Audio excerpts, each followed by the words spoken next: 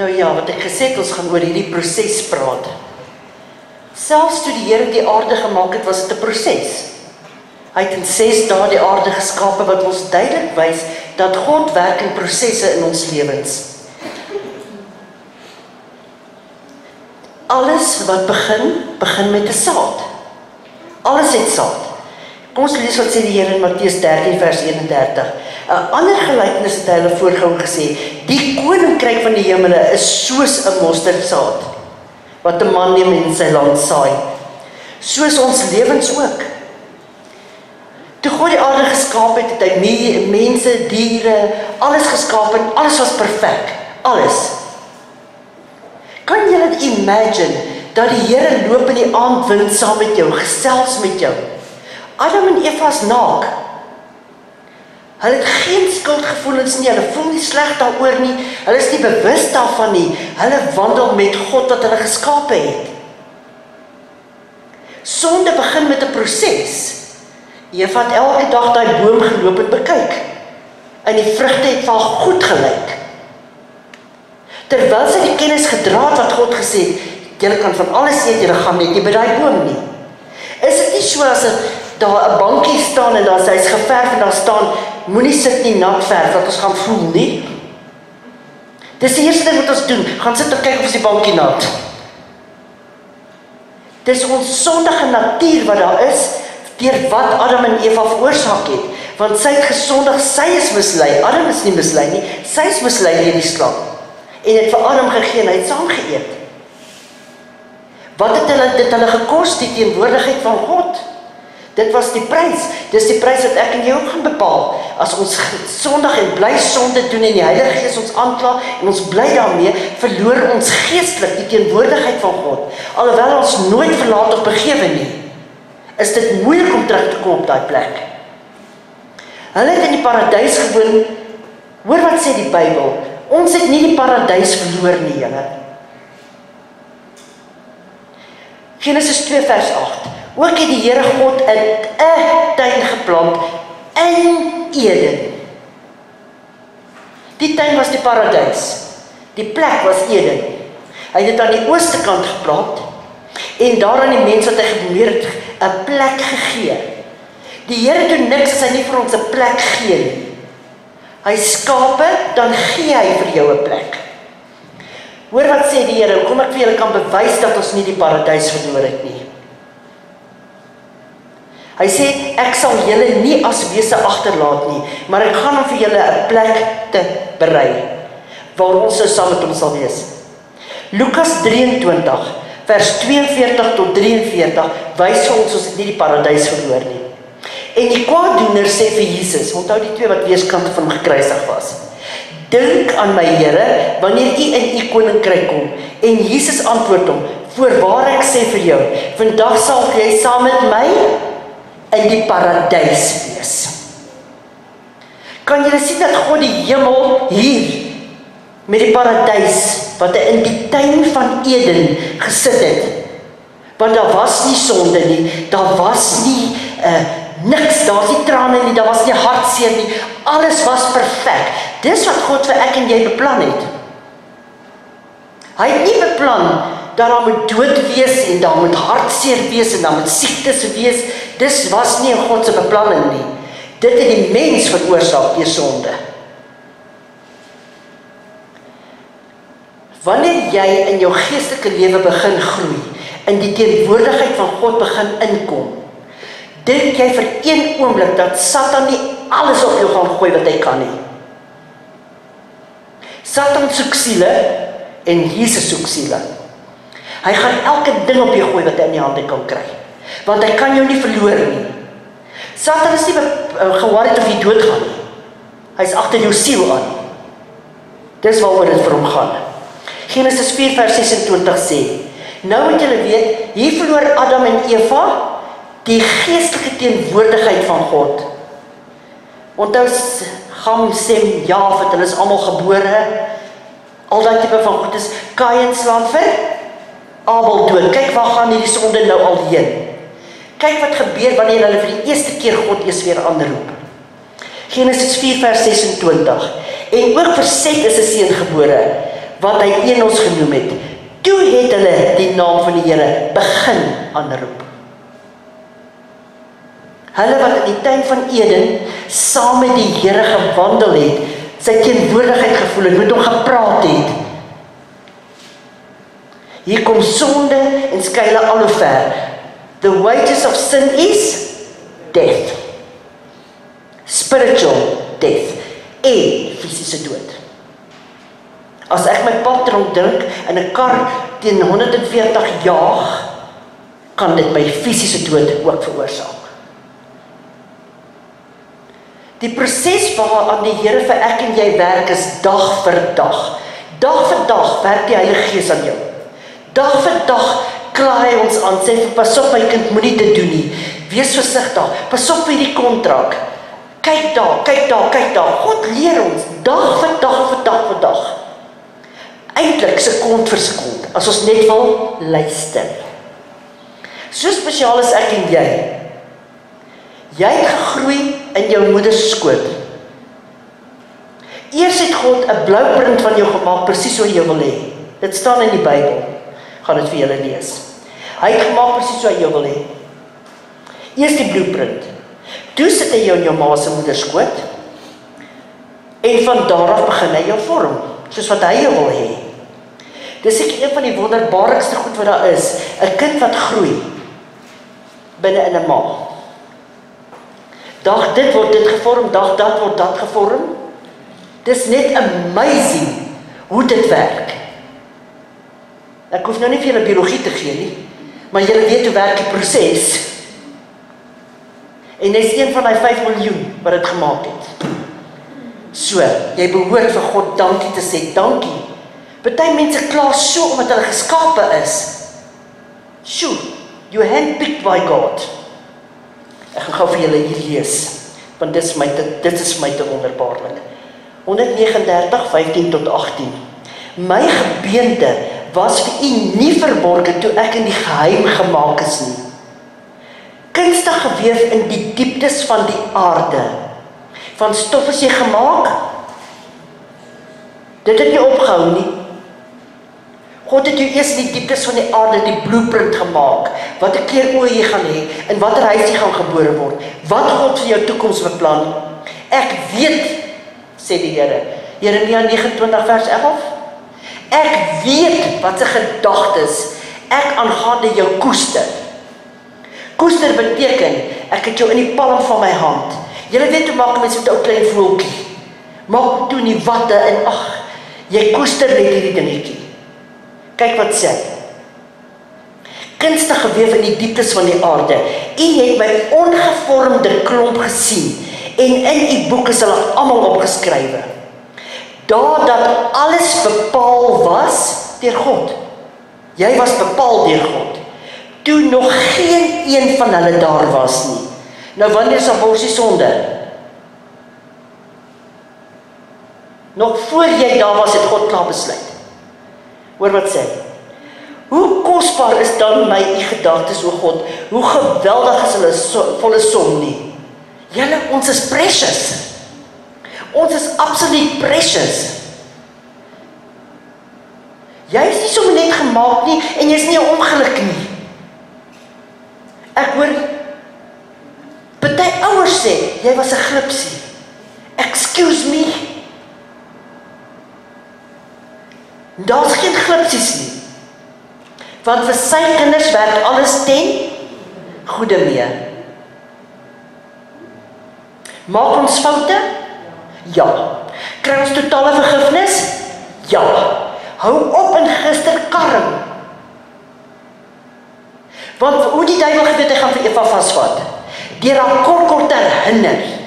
Het jy daai boom gesien, hè? Het jy daai boom gesien? Het jy daai boom gesien? Die oomblik wat jy besluit, hoor ek wil voluit vir God lewe, gaan hy vir jou sê, jy kan nie. Onthou jy. Weet jy, ons moet minder onthou en meer weet.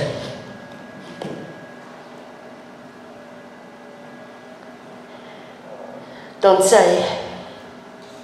hy plaas in die moederskoot, hy weef jou in die dieptes van die aarde, Dan word jy groot en hy werk elke dag aan met jou. Dan kom hy by die plek wat hy sê, ek gaan vir my kind 'n uitnodiging stuur. Wil jy my nie aanneem nie? Wil jy nie hê 'n plek waar jy kan skuil onder my vleuels nie, waar jy kan inhardloop, waar ek pesse en gemors van jou afkeer? Psalm 91. Ek gaan jou so beskerm, al val daar 1000 aan jou regterkant en 10.000 aan jou linkerkant na jou toe gaan het nie kom nie. Dis wie ek is jou pa. Hy sê, as julle wat ouers is, weet om goed te doen aan julle kinders, hoeveel te meer nie ek nie. Maar hy sê, ons sien nie meer die goodness of God raak nie. Ons sien dit nie meer nie, as gevolg van wat ons sien om ons gebeur met Christene. Dan dink ons nou, waar is God? Waar is God? Hy is presies God wie hy nog altyd was. En sekere dinge gaan ek en jy nooit verstaan nie, daarom verklaar hy in sy boek, hy sê, julle ken nou ten dele, eendag sal julle ten volle ken. Ons gaan nie God uitgefigure kry nie. Oprah is nou al so confused, ek weet nie by wat God trek sy nou al nie. Mal soos 'n vlakkas. Sy mag die fame hê, sy mag die TV shows hê, maar dis al wat sy het. Niks verder nie. Dan is die Here so genadig vir ek en jy. Hy gee vir ons ouers, grootouers, mense in ons lewe, om ons van mylpaal na mylpaal na mylpaal te vat. Iemand wat vir jou kan sê, pas op my kind, nee, moenie dit doen nie. Soos wat jy jou kinders leer, plaas die Here hierdie mense in jou lewe, vriendinne, onderwyseresse. Hordes voorbeelde wat die Here gee, predikers, wat in jou lewe gee. Ons moet ophou met YouTube aanhangers te word. Het julle gesien wat sê hierdie pastoor? Het julle gesien wat sê daai predikant? Het julle gesien wat sê hierdie bishop? Ja, kyk na dit, maar onderskei net 'n bietjie. Onderskei net 'n bietjie. Na wie jy kyk. Want alles begin mooi. En dan op 'n dag dan stel hierdie predikant, pastoor, whatever jou so te leer, en jy het hom op die pedestal gesit. Julle toe ek 'n jong Christen was daar 'n man wat ek geglo het, naas die Here is hy die oulikste ding wat nog geskape is. En as hy gesê het, Oranje Spink, ek het geglo, want ek was seker dis 'n profetiese uitlating. Maar hy het hom nie op die pedestal gesit nie, I did it. Ek het dit by myself gedoen. En toe hy val, toe val ons almal hard saam.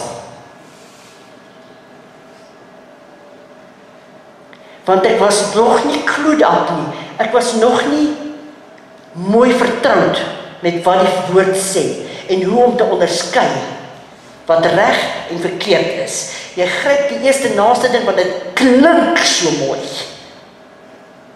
Daar het ek vinnig geleer, alles wat blink is nie goud. Baie vinnig. Jy groei nou op. Die Here plaas al die mense in jou lewe om jou te leer.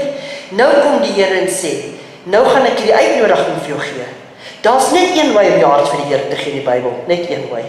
En dis in Romeine 10. Kom ons lees op vers 9 tot 11. As jy met jou mond die Here Jesus bely en met jou hart glo dat God hom uit die dode opgewek het, sal jy gered word. Want met die hart glo ons tot geregtigheid, met ander woorde, jy glo dat jy voor God staan asof jy nie gesondig het nie, dis wat geregtigheid beteken, en met die mond bely ons redding. You overcome Satan by the testimony, bely, of your mouth and the blood of the Lamb. Want die skrif sê, elkeen wat in hom glo sal nie beskaam word nie. Die Vader het klaar sy deel gedoen. Hy het jou laat gebore word op die regte tyd, in die regte seisoen, in die regte huis, met die regte intensie om jou te bless, en dan gee hy vir jou die uitnodiging. Gaan jy dit aanvaar? Nou dit help nie, jy sê hierdie vers op, en dink dis nou maar goed, jy is nou gered forever and ever. Nou kan jy maar weer in die old ways teruggaan, jy kan sondag, jy kan alles doen. It does not work that way. Alles is 'n proses. Nou begin jy reg lewe, jy het nou jou hart vir die Here gegee, jy probeer jou bes. Jy los alle vieslike gewoontes, jy probeer reg lewe, jy bid vir die kat, die hond, die hele lot, jy probeer jou bes, nou jy staan vas. En dan gebeur slegte dinge. Baie slegte dinge gebeur. Jy verloor jou werk. Iemand leen geld by jou en sit jou in 'n posisie dat jy eintlik jou huis of jou kar kan verloor en gee dit nie terug nie. Alle moeilikheid breek los. Jou pragtige kind wat jy soveel hoop ingesit het, word 'n monster. Alles gebeur gelyk. Wat is die eerste ding wat ons doen? Hoekom ek, Here? Hoekom my huis? Hoekom gebeur dit met ons? Hoekom het hulle nie daai ou geskiet nie? Hoekom het hulle nie dit gedoen nie? Ons staan geliefdes aan die dood af. Weet julle hoeveel mense is kwaad vir God omdat hulle mense sterf? Wat uit kerke uitgaan, wat niks meer met God te doen wil hê nie, omdat mense sterf? Die Here sê, wie sy moeder of sy vader liewer het as vir my, is my nie werd nie. Want jou eerste liefde moet nie jou ma en jou pa of jou man of jou vrou wees, jou eerste liefde moet God wees. Dis kom so baie huwelike fout, want mense sê, pastoor, ek het hom lief soos my eie lewe. En 6 jaar later, dan staan hulle in Swets in die hof. As God heel eerste kom, sal die res in plek val. Dit gaan in plek val. Hy sê, ek sal nooit vergeet nie, julle moet weet, ek sou net 'n baby Christen. En my ma sterf na 'n heupoperasie in die Gestrydom Hospitaal. En ek sê vir die Here, ek dink 6 maande, wat sy my nou intensief leer en bel elke oggend met 'n vers pad aan vir die dag. En ek en my man, hy het by Yskor gewerk, ons is op pad, jy gestryd om toe om vir my ma te gaan kuier. En ek bel net om vir die suster te sê, sy moet vir haar sê, ek is op pad.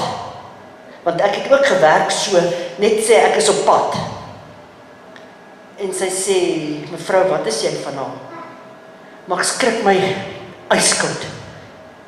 Ek sê, ek sal dogter sê, ek is op pad. Sy sê, ek is jammer, sy het nou net gesterf.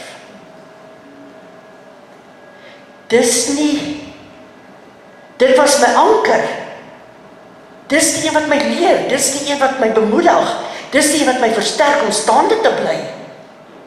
En ek sê vir die Here, hoe kan jy dit doen? Hoe kan jy dit aan my doen? En hy gee vir my daai vers.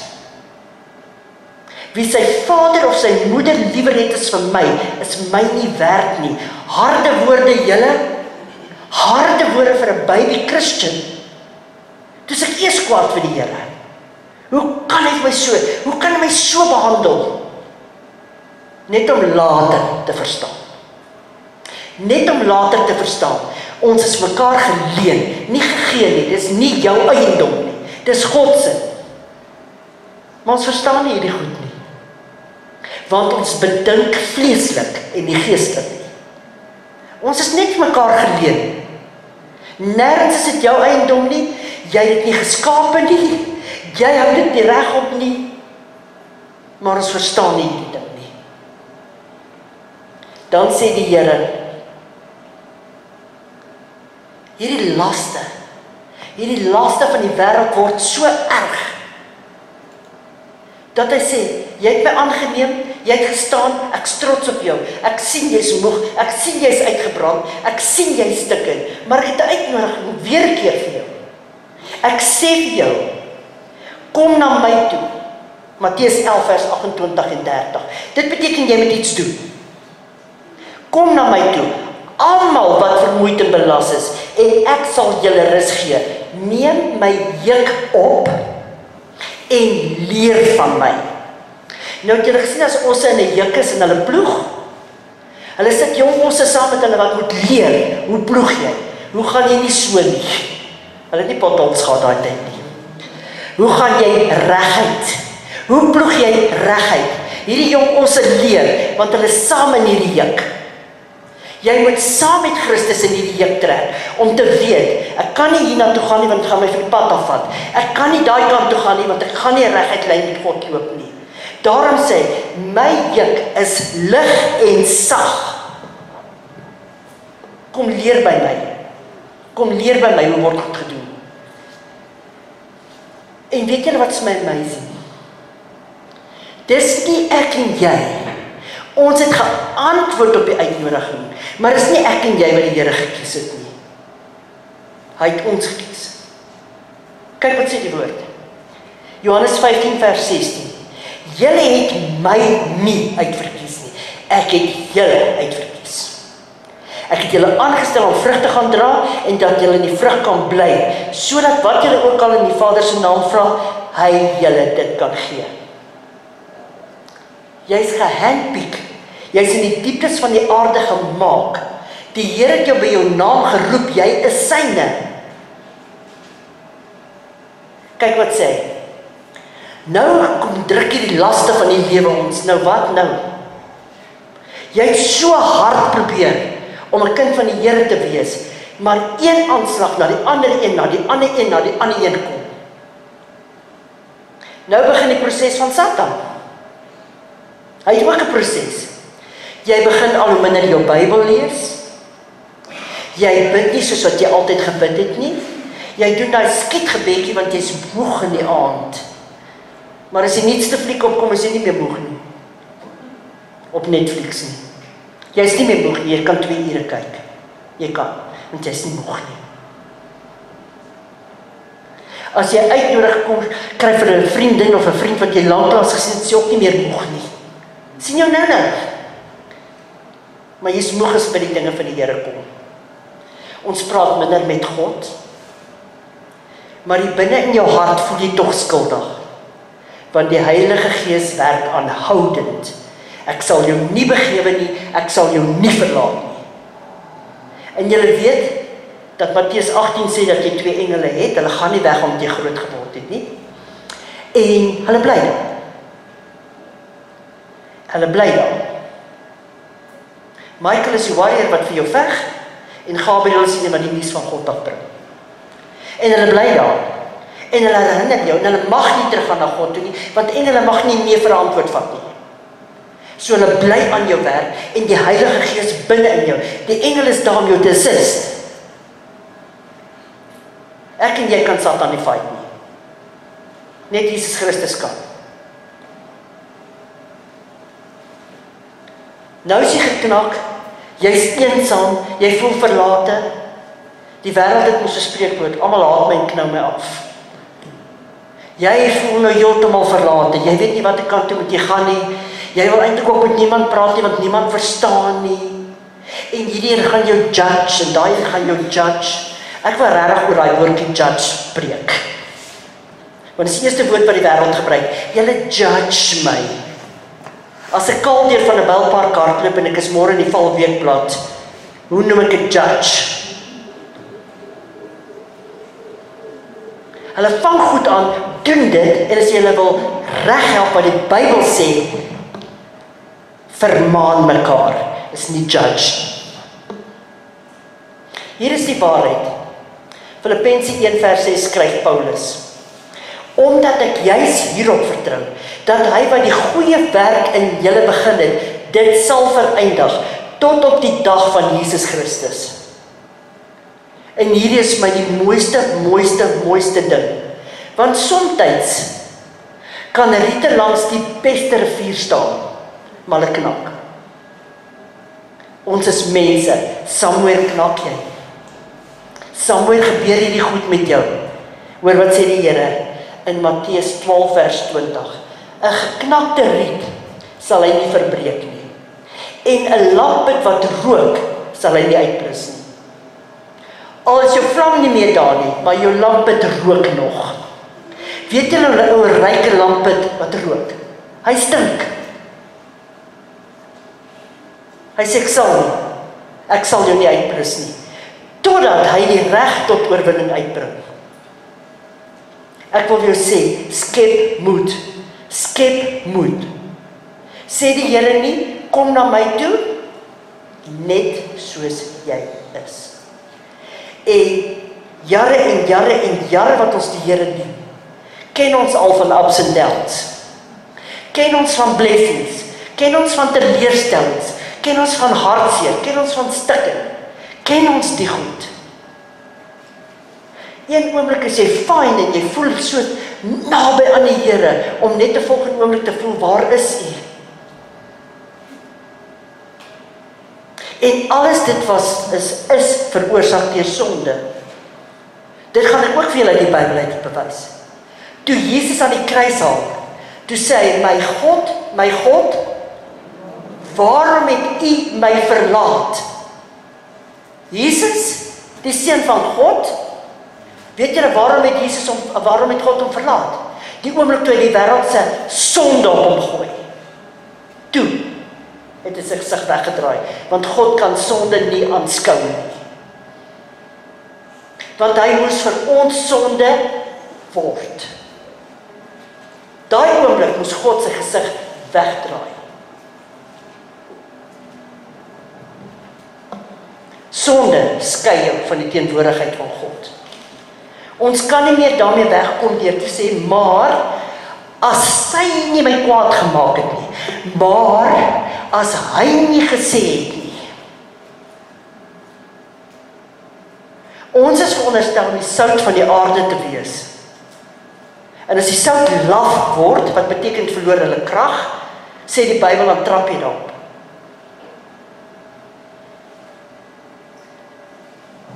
Ons is veronderstel dat ons lig moet skyn. Soms is dit so donker in die huise van die kinders van die Here, dat die wat buite is meer lig dra. Ons moet klaar kry met sonde. Maar soms is dit nie net sonde nie. Soms is ons net gebreek. Dat jy nie 'n sê daarin het nie. Dat dinge om jou te veel is.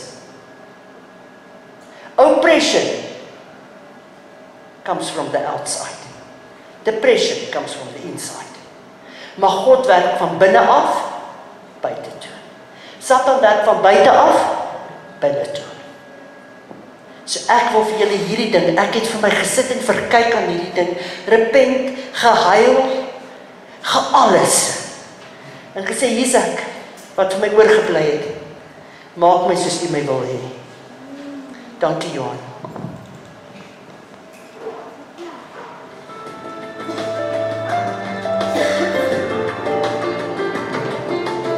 Now, when a potter is going to make something on their wheel, the first thing they have to do is they have to go out and dig up some clay. Now, when a potter goes out looking for their clay, do you know where they look for it? They look for it in the swamp. They look for it in and around the wetlands. Now, when a potter goes out looking for their clay, they're not looking for clay that's going to be perfect. It's got to be just perfect. And do you know why the potter does not go out looking for perfect clay? Because the potter knows there is no such thing as perfect clay. You see, the potter knows when they dig this clay up out of the swamp, it's going to have all sorts of muck and all sorts of mire and all sorts of junk inside of it. And the potter understands that dealing with all that junk that's inside the clay, that's just all part of the formation process. And now the way this process looks is you simply put your clay on your work surface and you push down on it. You like that, you squish it. And you push it forward because you're trying to stretch it. And then you roll it back on itself and you twist it. And you drive it down into itself and through itself. And you're going to continue this process until this clay has been prepared. If this clay could talk to me as I'm taking it through this crisis moment here, what do you think this clay would be saying to me right about now? Yeah, it'd be saying, ow, stop, potter, that hurts me. Why, if you were really a loving potter, you wouldn't be letting this happen to me. That's what it would be saying, because this is a really painful process for the clay. But if I, as the potter, if I could talk to this clay in a way that the clay could understand me, you know what I would say to this clay in response to its cries of pain and protest? I would say, clay, I know the plans I have for you. But once the clay has been ready here, we're going to take it over and we're going to put it on the wheel. Let's see if we can make something with it. Now that the clay has been centered, it's ready for the next phase, and that is we're going to open it now. The way the potter opens the clay is you take your fingers and you're going to plunge them right into the heart of this clay. And then you're going to draw this clay open. Now, this is a very intimate time between the potter and the clay. This searching out process, it reminds me of the heart of the psalmist. Listen to what the psalmist prays in Psalm 139, verses 23 and 24. He prays, "Search me, O God, and know my heart." And then you're going to begin this process of drawing the clay upward. And this is a process. And like any process, it takes time. This process here reminds me of James chapter 4, verse 10. Humble yourself before the Lord, and He will lift you. And we can see the work that's taking place on the inside of the clay. We can see it by the way it's reflected on the outside of the clay. Now look at, this is exactly how God works. God works from the inside out. Religion works from the outside in. Yeah.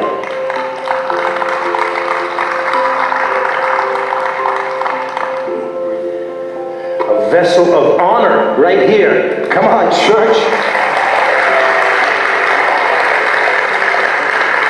Yes. Amen. Now, if I want to use this clay for the potential for which I have just destined it, I got to take it through a few more stages.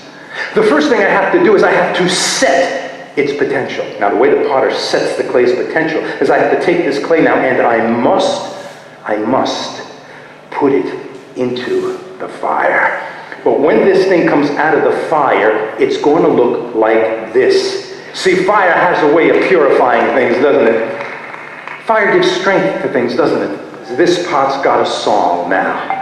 You read the second half of Daniel chapter 3, verses 24 and 25, and you will discover that as you are faithful to God going through your fire, God has a way of showing up in the middle of your fire. And when you come out of that thing, and you're going to come out, listen, friend, your life's going to have a song. I let this piece dry out. See, this is the person who's drying out spiritually.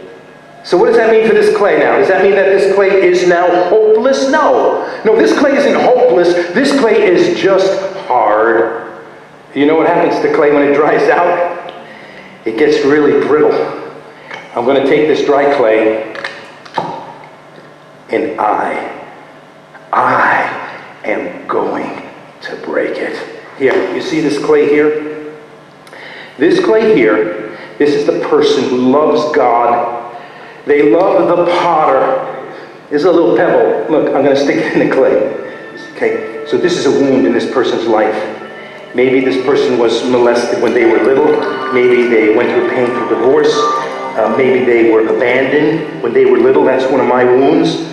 Now I'm going to tell you 3 reasons why it is so important that you heal from that wound that's in your soul. And so here you are, this is you. You're limping through your life, trying to do the best you can, trying to love Jesus, be a good person, and then one day, when you least expect it, your life comes crashing down around you. And you sit here in your brokenness, and you sit here in your confusion, and you say, God, why me? Why me, God? Why me? Did your life ever look like this? And you finally cry out to God and you say, God, help me. I'm tired of trying to control everything and everybody. God, help me. And God, who the Bible tells us in Psalm 46:1, He is a very present help in our time of trouble. God, He comes along and He picks you up. Oh, He picks you up. He picks up your broken life with all of your guilt, all of your shame, all your addictions, all your messed up relationships. He picks up your broken life. And He carries you over to His special place. And there He's going to dry your tears. And then He's going to start to bring you through a process of getting your life put back together again. And then, when the Father is ready, He's going to take your life, a life that was once so broken,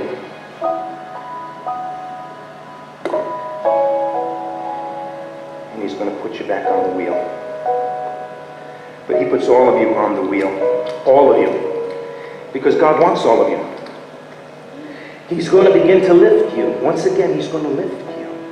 The potter never gives up on the clay.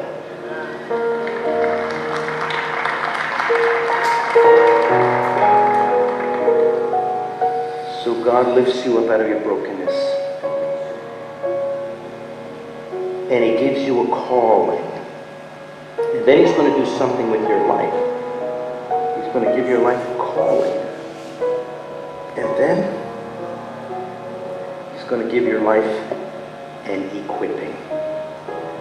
Why does He do this? He does this so that you can now take from your broken life and you can pour from your broken life into the life of another broken person, so you can bring them into a relationship with the potter so they can find healing for their broken life just like you found for yours. Come on, that's the gospel right there. Is dit nie amazing nie? Gaan ek hierdie vir julle op die kerkgroep sit.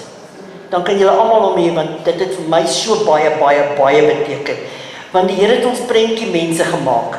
So al het ek dit vir julle gepreek, kom die picture nie deur nie. Want soms raak ons verhard deur dinge wat ons tref.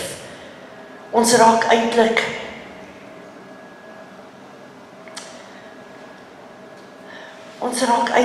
weggevoer en dink ons bestaan maar net. Ons lewe nie meer nie, ons bestaan net. Gaan maar aan en hoop jy haal die hemel. God vat elke stikkende ding wat in jou is en hy maak dit heel. Want hy weet, ons is fragile. Hy weet ons kan maklik breek. En hy weet ook, dat daar nie baie mense is waarmee ons kan praat nie, wat jy kan vertrou nie. As bitter min mense, wat jy jou lewe en jou hart mee kan oopmaak en kan vertrou. Wat dit nie teen jou gaan gebruik nie. Bitter min. En die healing vat 'n proses. Ek het gewonder hoe hy daai skulp heel gehou het. Daai wond in die klei. Maar God maak heel. Hy maak heel. En dis die ding wat ek vir jou wil sê. Maak nie saak wat jy gedoen het, waar vandaan jy kom nie. Julle sien die uitproduk. Julle het nie die klomp rabbies gesien waarmee God moes begin nie. Die skrap binne die klei.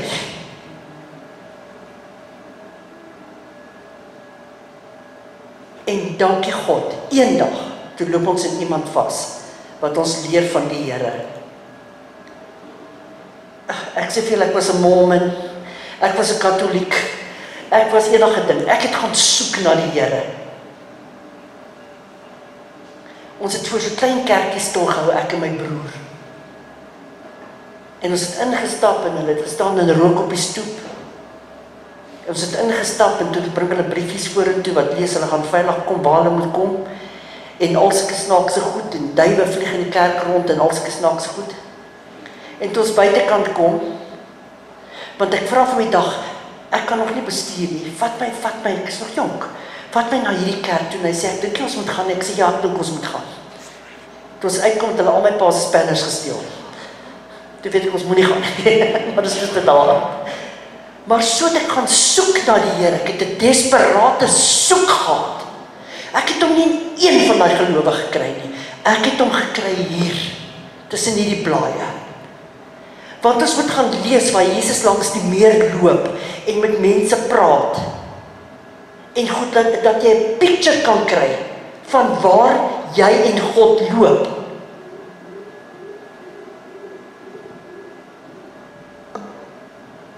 Ek het in ons vorige kerk het ek vir hulle gesê toe die Here my kom haal het hemel toe om vir my te wys sy skatkamers. Dit is net amazing. Jy kan nie vir mense verduidelik en geen taal nie. Daar is nie 'n aardse taal wat kan beskryf die teenwoordigheid as Jesus Christus saam met jou loop nie. Daar is nie 'n taal nie. Want dit is 'n geestelike taal wat jy met hom praat. En hy praat nie, ek praat en ek hou nie op nie. Ek het soveel vrae. Die geduld, die liefde, die goed wat hy uitstraal om vir jou te wys. En woord vir woord, want dan moet bevestiging in God se woord wees. Want daar is so baie mense wat sê hulle gaan hemel toe, en daar is so baie mense wat goed sê. As dit nie in die woord kan bevestig word nie, was dit nie die werklikheid nie. Paulus skryf, of ek in die vlees was of in die gees, weet ek nie. Dis net amazing. En Henry Welgemoed, die het my gesê, gaan na hom toe. Sê vir hom, ek sê, hy moet elke ding wat met jou gebeur het, skryf dit vir hom neer, moet hy vir jou uit die Bybel uit voortbring. Uit my woord uit. En hy het. Van die goed het ek nie eens geweet staan in die Bybel nie.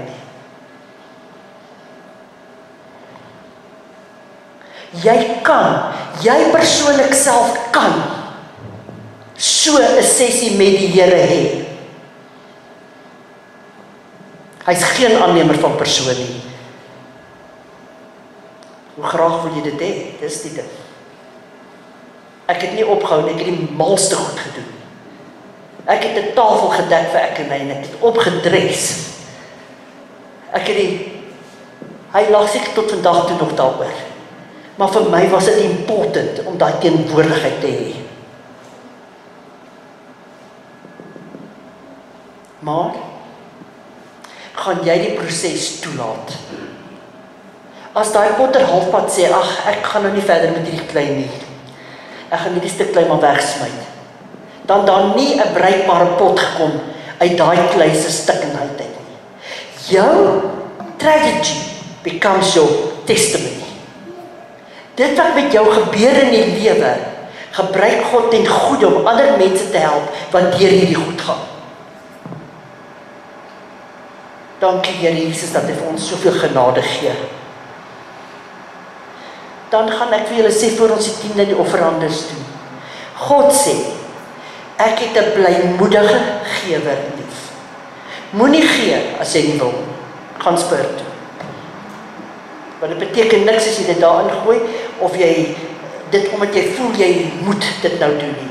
As jy dit nie uit jou hart uit doen, nie vir pastoor Jenny nie, want hy sê dan moet spys in die huis van die Here wees. Nie vir my nie, vir God. Ek kan dit nie vir julle sê, as dit nie uit my uitkom heel eerste nie. Ek gee uit my bruto uit. Jy moet maar self die saak met God uitmaak wat jy moet doen. Die Here sê, ek het 'n blymoedige gewer lief. Nie iemand wat beswaard kom gee nie. Want God probeer nie by jou vat nie, hy probeer by jou kry. Want wat jy saai, gaan jy maai. As ek 'n tamatie plant, dan kry ek nie 'n aardappel nie. As ek 'n aardappel kry, kry ek nie 'n mielie nie. As ek 'n tamatie plant, wat kry ek? Tamaties. As ek 'n aardappel plant, aardappels. As ek geld plant, seed produce altyd its own kind. Ek leer dit altyd vir die petroljoggies, dat sê hulle, haal. Maar dan verstaan hulle dit. Kom ons bid, en daarna kan julle kom vir die Here gee, soos wat julle voorneem in julle harte. Vader in Jesus Christus naam, Here Jesus, baie, baie, baie dankie. Dankie vir hierdie man, wat hierdie illustrasie gedoen het, om vir ons te wys, het ons prentjie mense gemaak, Here. Ons loof en prys U daarvoor. Ons sit miskien vandag hier stikken. Ons is miskien daai klei wat hierdie skulp in het. Ons is miskien daai klei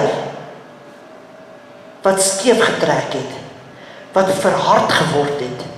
Maar U bly dieselfde. U sê ek is vandag, gister en môre dieselfde God. Dankie daarvoor, Here, dat ons lewens in U hande kan sit, in Jesus Christus naam. en ons eer U daarvoor. Here, seën hierdie dag met U teenwoordigheid. Here, lei ons, behoed, bewaar, leer ons, dat ons lig helder sal skyn. Vir hierdie week pleit ek die bloed van Jesus oor elke ene, waar hulle op vakansies is, Here, waar hulle in hulle karre is, dat die engele rondom hulle sal sit, die wat met hospitale toe gaan, dat die by hulle sal wees, Here, en dat die vir ons wysheid, kennis en insig sal gee, om deur U geleid te word in Jesus naam.